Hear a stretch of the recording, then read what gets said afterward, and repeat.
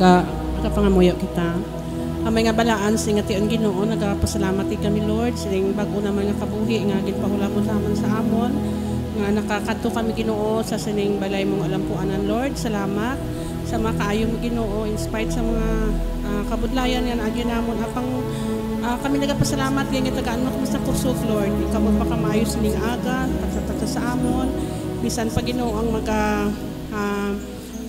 hambal sa pulpito, Lord, nga magatudlo sa amon, ikaw magatas ang kaalam kay Brother Harley, Lord, nga ang mensahe nga amon nabatian Ginoo, mangin talamdan namon sa adlaw-adlaw ng papangabuhi, taga isang kaalam, Lord, hanin sa imo, taga isa Ginoo sang humble nga espiritu, Lord, nga ikaw ang makita instead sa iya, Lord. Salamat nga madamo sini nga aga, dalayawan kagid sini nga tinion.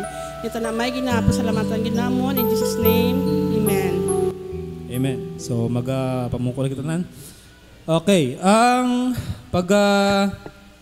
dalon naton sining tion is ang title no sining mensahe o nga pagkatunan naton subong is the requirements to follow Christ. Ano ba lang mga kinahanglanon para magsunod sa Kristo? No.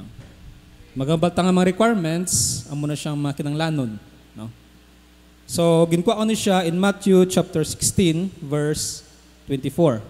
So, in Matthew chapter 16, verse 24, naghambal, Jesus said unto his disciples, if any man will come after me, let him deny himself, number 1, and take up his cross and follow me. Okay? So, muna siya ito nga foundation verse sining nga Sunday School. Okay. So, maghambal kitang follow. Oh. So, the definition of the word follow. Ano bala ang definition, no? Ano bala ang kahulugan, meaning, no, sa ginatawag nga follow or pagsunod. So, number 1, we have to go or come after. So, before naton ang approach naton sa before naton i-discuss gid ang ining verse, isisaw nato nanay, no? Isisaw nato nanay ang kada word nga makita nato na sina nga verse. So, maghambal ta nga to follow meaning to go or to come after. Okay? Wala sang kasunod nga nagauna. 'Di ba? Wala sang kasunod nga nagauna. Duman pa namon sang una sang gabay kami. Ang rules namon, kung hindi mo kabisado ang ruta, hindi ka maguna-una. Kung maguna ka, talang gid ka. Ikaduha nga definition, no? To go after someone, okay? Someone. So, ang first nga definition medyo lighter na siya. Ikaduha medyo nagapakadto kita sa aton nga topiko. So, magambal ka to go after or someone in order to observe or monitor. So, maghambal ka to follow, meaning may ginasunod ka, ginobserbahan mong iyang giho, monitor mo siya. Gitanaw mong iyang action, gitanaw mo anong iyang panggawi, or whatever purpose man da sa pagsunod nimo. Katatlo, to strive, amo na yung pinaka namian ako nga definition. Meaning, to strive after, to aim at. Meaning, hindi lang nagasunod ka, kundi may purpose ka nga agasunod ka. To strive. Mga balta nga to strive, meaning aling strive gani? Nagapaninguha, nagapangabudlay. No? Meaning, kung magsunod ka sa isa ka tao, or may ginsundan ka, meaning maninguha agad ka. No? Like for example, balik ta sa example na akong ligad, kagina, magbike, kining mga upod na akon, sang gasugod pa ko, kining mga upod na akon, mga bansay na. Kung magkadto kami sa lugar nga tag-as tubo, di man pwede nga palulihi ka. Kung maulihi ka, mabayaan ka, hindi mo kabisadong lugar, talang ka. No? Kag natabo na sa akon. No? So, muna siya mga definition for the word follow. Next, what are the requirements to follow Christ? Ano ba lang mga kinahanglanon para makasunod ka? Meaning, in other words, based sa basta gina sa Matthew verse 14, 16:24, hindi niya pwedeng basta-basta ka lang masunod ni Christ. May requirement siya, no? Hindi basta-basta nga mahambal ka lang, mangin Christian ako. No. Before ka mangin Christian, dapat misundon ka ng requirements. Number 1, let him deny himself. Okay? Let him deny himself. So, ara siya verse 24a. Okay, before nato discuss ang let him deny himself, ano dayan ang definition sa tawag nga word nga let? No? So maghambal ta sa tawag nga definition of the word nga let, meaning to allow. Pabay. No? Let, allow. Ikaduwa, to express someone's strong desire or something to happen or be the case. Meaning, mag-ambal ta nga word nga let, wala niya pilitay. Wala niya pilitay. Meaning, imo tagipusoon nga pagsunod. Okay? Hindi ang imo nga ginikanan makapilit sa imo, although makagikarid siya. No? Hindi ang imo nga friends ang makapilit sa imo, although maka-influence sila. But ikaw gidya mismo. Okay? Ikaw gidya mismo. Ikadua, the word deny. Ano ba lang ang tawag nga deny? Magambal ta nga deny, meaning to refuse or give grant. Okay? To refuse or give grant. So magambal ta nga let him deny, magambal ta nga deny, meaning hindi mo tagaan sang tsansa. Diba?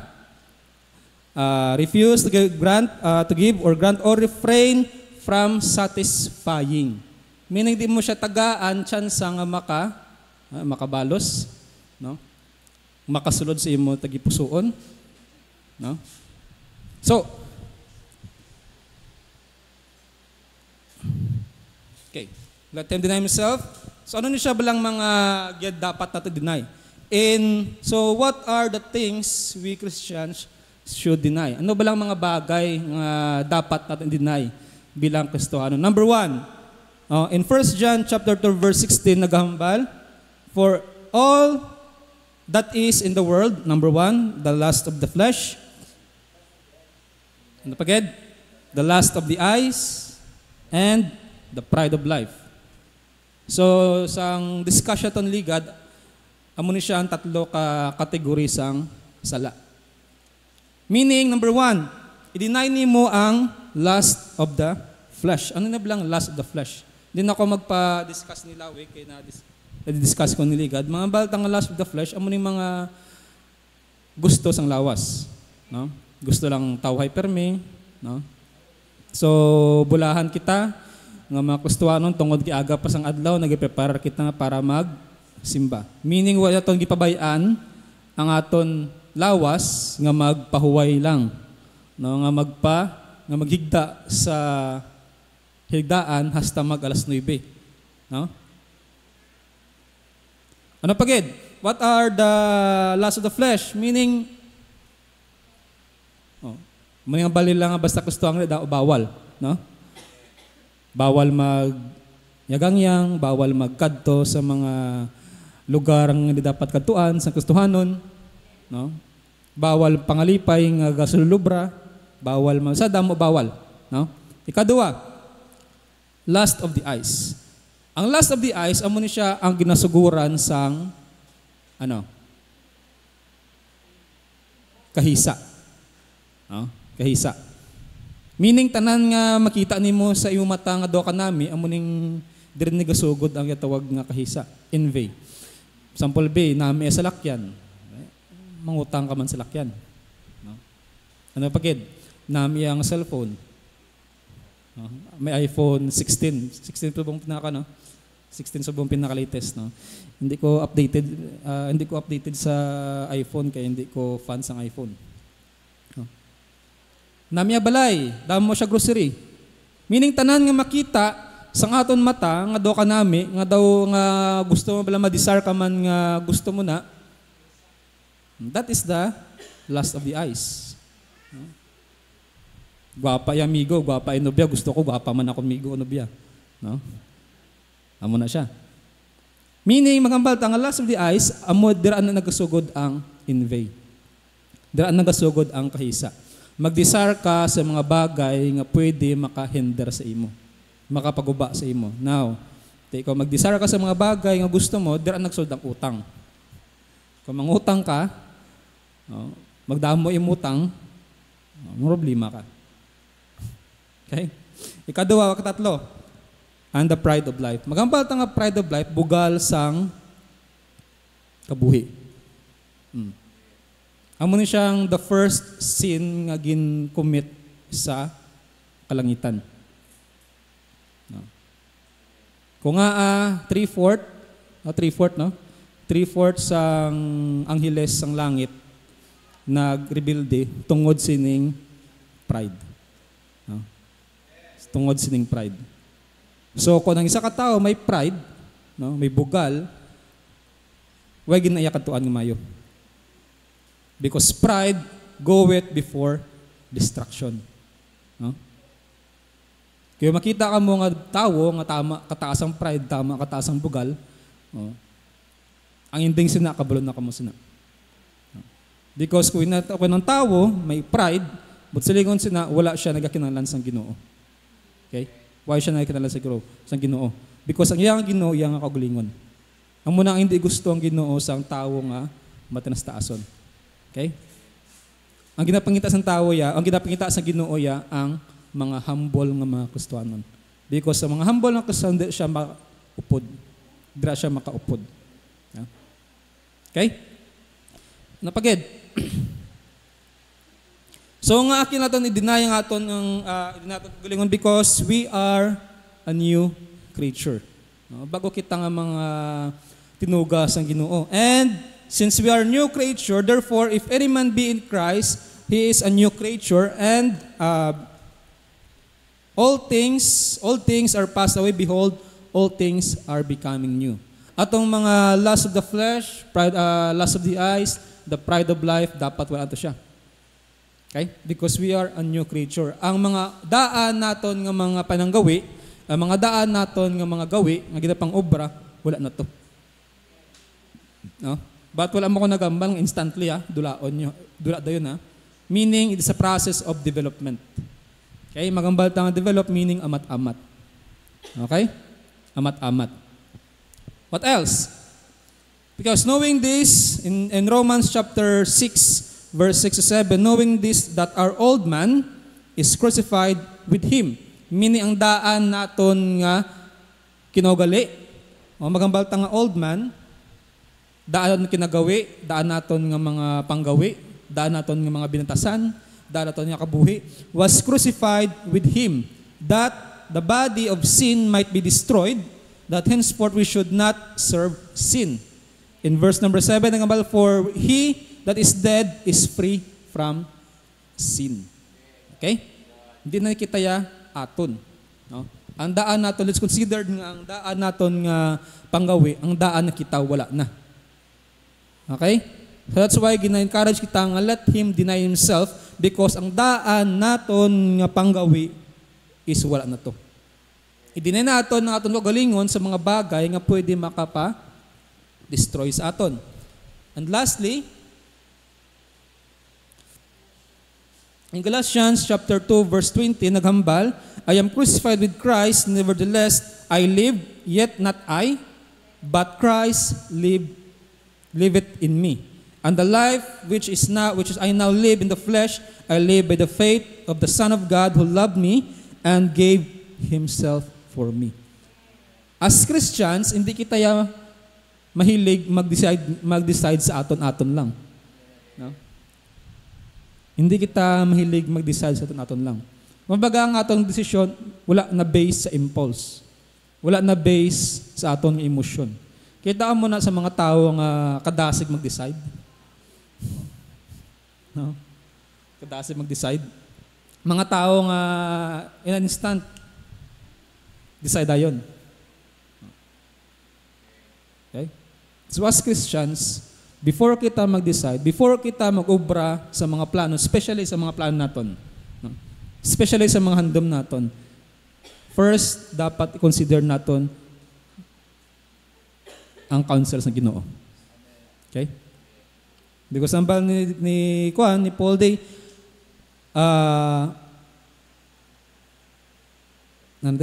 but Christ lived in me. No? I'm crucified. I live, yet not, but Christ liveth in me. Okay?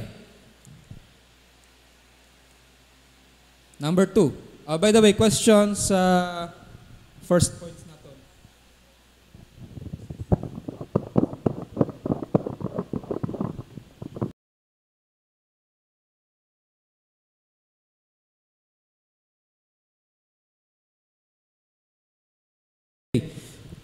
Number 2, take up his cross. Karga isang cross. Okay, before ko mag-proceed, makuha kita na yung matrivia kita na yung trivia. During isang pagparada ni Christ, pakadto sa Golgotha, di ba ginkarga yung cross, no? Now, ang question, kapila siya na tumba? Tatlo ka beses, no? Tatlo ka beses. So, tatlo siya ka beses nga natumba samtang nagaparada siya pakadto sa Golgotha. Okay? Now, according sa mga scholar, ginatagan nila sang mensahe, no? Nga si Jesus Christ, wala na tumba tungod sa kabugaton sang cross. Yan. I don't know kung naduduman mo na siya, ma. Okay. Naduduman ko na sa piyak na to. So, hambal nila, wala na siya kung nadakuan, wala siya natumba tungod sa kabugaton sang cross. Natumba siya, katatlo ka beses, tungod sa kabugaton sang sala nga ara sa cross. Tungod sa kabugaton sang sala nga ginpasaan niya. Okay? Imagine bilog nga kalibutan, sala sang bilog nga kalibutan, ginpasaan nimo. Amo nang rason nga natumba siya. Now, okay, continue kita. Take up his cross. Magpasaan sang iyang cross. So magambal ta nga take up his cross, what does the word take up means? Number 1, to become interested. To become interested. Ikadua, to accept and offer a challenge. So nga may gina-offer nga kaluwasan. So nga nagpakamatay si Kristo sa cross para sa aton. Tungod nang interesado siya sa aton. Di ba? Tungod nang interesado siya sa imo, sa akon, kag sa aton tanan. Okay? Agway labot nang interesado siya, gin-accept niya ang challenge. Gin-accept niya ang challenge nga kargahon niya ang sala sang kalibutan. Amo na ang ginamin nga word take up. Ikadua, the cross. Ano siyang lang the cross? Sa una ang cross, before pa sang crucifixion ni Christ, ang cross arin niya. Arin ni siya. No? Before pa ginlansang si Kristo sa cross, arin ning cross. Kay wala ka bulo kung pila na ka mga kriminal ang ginpanglansang dira sa Golgotha before pa ginlansang si Jesus Christ. No? But then again, sa paglansang ni Jesus Christ sa cross, na ang cross nanging symbol sang salvation, nanging symbol sang suffering, kag nanging symbol sang bago nga kabuhi. Now, ano ang butsalingon sa tawag nga cross? Yes, tribulation, pain, suffering, illness, and poverty, kag iban pa. So as Christians, hindi ka magreklamo kung may mga problema. Okay? Bisan ang manggaranon, may problema na. Tanan nga tao, may problema na. Hindi butsalingon nga kung damo ka na kwarta, wala ka na problema. Because kung dako mo kwarta, dako pag itong problema. Nga ang mga manggaran nga sige gyapon padamo kwarta bisan damo na sila kwarta. Tong igdamo sila gastuhan eh. Damo sila gastuhan. Kung magkulang ng ilang kwarta, But silingon sina, puto na sila. Meron ganito kilala, nga once ang unod sang iyang bangko is ara na sa 50 mil, no? 50 mil, gasala na siya. Once ang iyang kwarta sa bangko, maghimo na lang, mabilin mga more or less mga 50,000, kasala na siya. How much more kita ang wala 50,000, no? Anyway, balik kita. So, cross means tribulation, meaning pain, suffering, illness, and poverty, and others. And it is your neighbor. Okay? So, in Matthew chapter 22, verse 39, and the second is like unto it, thou shalt love thy neighbor as thyself. And lastly, your brothers, your sisters, your family. Amo ni siya ang cross. Kung may members kamo sang family nyo nga pasaway, amo nang imo cross. And that is our mission nga hagaron siya sa simbahan. No? So balikon ta ang meaning sang take up. Magambal ta nga take up meaning to become interested. No? Meaning ng interesado, meaning ang imong brother, ang imong sister nang interesado sa kabuhi mo. Hindi tungod kay imarites ka niya, ha? No? Don't get me wrong, ha? Nang interesado ang imo sister, ang imo pastor sa kabuhi mo, hindi tungod kay magmarites sa imo kabuhi. Nang interesado siya because it is his mission, it is our mission nga buligan ang isa kag isa. Okay? So nga nakabutang da ang family, your brother or sister, because sila ng aton nga mga cross. Sila ng mga kabugatan, hindi man silang pabugat, meaning sila ng aton nga mga challenge nga dapat talon naton sila sa tiilan sang Ginoo. No? No? So that is a challenge. No? So kung gusto naton mangin Kristohanon, number 2, we take up His cross. Take up His cross. May managambal nga guyuro, no? But to take up, meaning pasanon.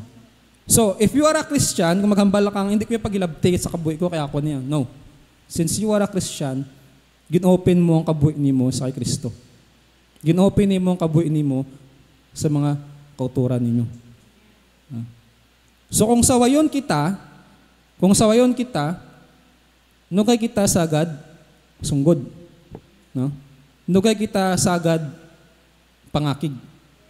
Kaya hindi ka man pagsawayon, hindi man kita pagsawayon kung wala kita may ginahimo nga sala. Okay? Kagnugay kita sagad, pa-discourage. No? Tanong naton, as Christians, especially sa mga baguhanon din, ang mga old Christians, hindi natin makuha ang may mga look up kita yung mga tao, no? Especially sa mga bago, no? Di natin makuha yung may ginatanaw kita nga tao di sa simbahan nga daw siya naton nga role model. No? Bisan sa diyan nga simbahan meragi na siya. No? And Christians, please lang, hindi kita maghimo sa mga bagay nga pwede makapa-discourage sa fellow daton Christians. Please, no? Tadlungon naton mga batasan.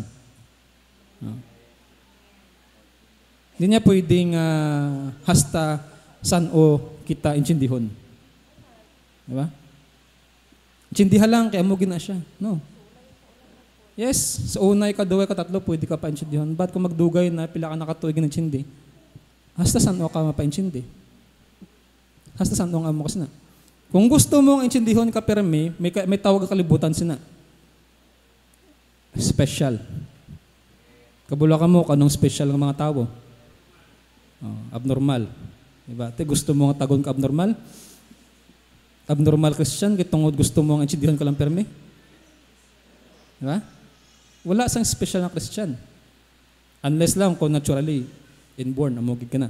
But kung normal ka, gusto mo magpa-special, then there's something wrong. Diba? Wala sang special ang Kristohanon.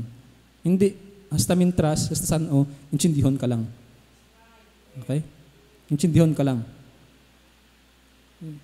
Bakit ka balo? Basi ang ginobra mo, o ginobra naton, nakapa-discourage kita sa mga members naton or mga fellow Christian naton. No? Kung ginasaway kita, no? Ginasaway kita, hindi kita mangakig. Natural lang na nga magsubo ka, but pinsara, nga no? Ginasaway ka, tungod kay nang interesado ang imo brother sa imo nga kabuhi. Nang interesado siya, nga dapat hindi mo na pagubrahon. Okay? May cross kita tungod kay si Christ, Jesus Christ nang interesado sa kabuhi naton. Imagine kung wala siya nagpakita sa interes sa kabuhi naton. Then wala sa salvation nga tawag. May salvation nga tawag, may good news, may gospel tungod kay nangin interesado si Kristo sa aton. Gihatagan kita sa interest, no, sa Ginoo. Okay? Okay. Now, conclusion dayon. Kadasig ba? Kadasig lang. Away na. Sige, conclusion now. Sige. So, my conclusion is a question. So, sure ka or do you still want to follow Christ? Though, bago lang mo kabati isang though ka-gloomy out. So, gusto niyo pagyapon? Yes. Because in John, supposed to be taguon ko danay, no? Gali kinagwa na rikta. In John 16 verse 33, nagambal nga, these things I have spoken unto you, that in me ye might have peace. No, have peace. In the world, you shall have tribulation. Okay? But be of good cheer. I have overcome the world. Now, the question is, nagpromesa bala si Christ ng mga pag-anaton kabuhi? No? When we follow Christ, din part sa Bible nga naghambal siya nga mangin mataway aton kabuhi. Di ko, kung tanahon-ta, hambalya, in this world, ini nga kalibutan, you shall have tribulation. You shall have tribulation. Expect ka mo nga may kabudlayan. Expect ka mo nga may tribulations. Expect ka mo nga may kasakit, may kagutom, family problems, pagid? Kapigaduhon, kasakit, no? Pero paumpaw, no? Pero paumpaw ang Ginoo. But be of good cheer, because I have overcome the world. Yes, we'll have tribulation, meron kita kasakitan, but then, hindi kita mag-focus sa kasakit. Hindi kita mag-focus sa problema. Diri kita mag-focus sa someone nga nag-overcome sa kalibutan, because in Him, we shall have peace, or we will have peace. Amo ni siya ang ganing peace sa Ilonggo? Kalinaw, no? Kalinong, no? Hindi, may sa pagina. O pagidait, kay kung mga batang kalinong. Amo ni kisang gamay lang ang gamay lang ang diferensya sang kalinong kag pagidait. Di ba sila yun nga kung linong, peaceful na. Okay, base sa pinsar mo ya, gagamo pa da. Linong to ang palibot, pero pinsar mo nagagamo. Magambal tayo ang peace, bisan nga ginawa pa ng kalibutan, pero may ara kaya sang pagidait sa imo nga tagipusoon nagsatong pinsaron. Okay. Kag-amo na ang dapat ato ng buton. No?